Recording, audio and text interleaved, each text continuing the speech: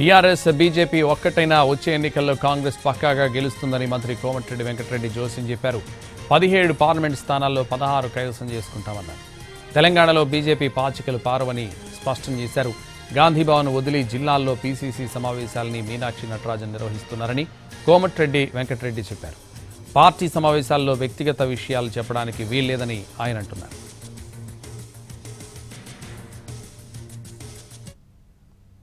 Sir ముందు పెట్టి గెలవాలని చూస్తారు.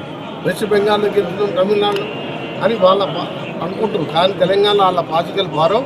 ఇది బీజేపీ బీఆర్ఎస్ ఒక్కటైనా సరే మళ్ళీ వచ్చేది కాంగ్రెస్ ప్రభుత్వమే.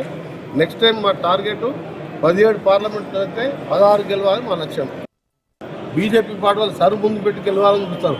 వెస్ట్ బెంగాల్లో గెలుస్తున్నాం, తమిళనాడు అని వాళ్ళ అనుకుంటారు. కానీ తెలంగాణ వాళ్ళ పాచికలు భారం.